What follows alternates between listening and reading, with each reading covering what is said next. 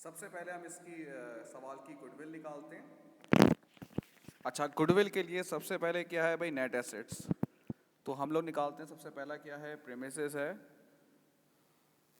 30,000, ये लिखा हुआ आपके सामने भाई, प्रेमिसेस। फिक्सचर्स आपके पास हैं 16,000। फिर इन्वेंट्री स्टॉक आपके पास है 6,000। ट्रेड रिसीवेबल है 4,000। बैंक तो नहीं ऑक्यूपाई किया है।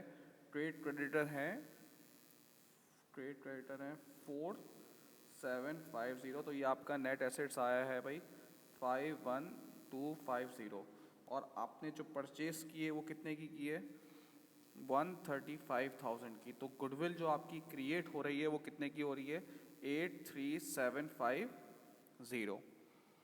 अच्छा, दूसरा हम करते हैं परचेस कंसिडरेशन को हम सेटल करते हैं भाई। परचेस कंसिडरेशन कितनी थी भाई? 135,000। वो सेटल कैसे हो रही है भाई? 30,000 कैश दिया आपने, 105,000 रिमेनिंग है भाई। और आपने 50,000 ऑर्डिनरी शेयर्स वन वाले इशू किए हैं। तो आपने शेयर्स इशू किए हैं 50,000 के। और शेयर इशू करने से पूरी सेटल कैसे होगा? इसका मतलब है आपने शेयर इशू किया होगा प्रीमियम पे। जो रिमेनिंग अमाउंट है वो हो जाएगी इसकी प्रीमियम। अच्छा, अब ये सवाल की सबसे इंपॉर्टेंट चीज़ है। यूँ कहिए ये सवाल हमें एक नया कंटेंट दे रहा है।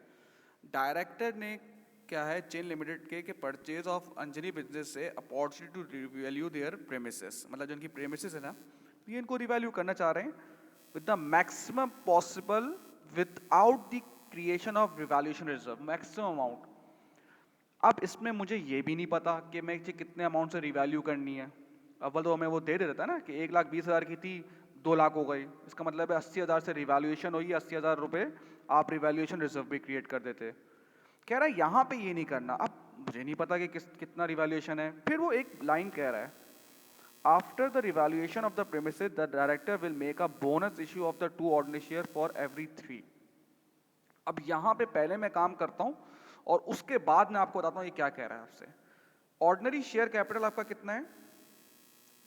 1,50,000। अब आप इसमें से बोनस इशू करेंगे। कितना करेंगे भाई? 1,50,000 इंटू 2/3। तो ये आ रहा है 1 लाख। अब आपको अगर कंपनी अकाउंट्स पता है, जो बोनस इशू होता है वो आप एडजस्ट करते हो अपने रिजर्व से, प्रीमियम से करते हो, रिवैल्यूएशन से करते हो, जनरल रिजर्व से करते हैं, सही है।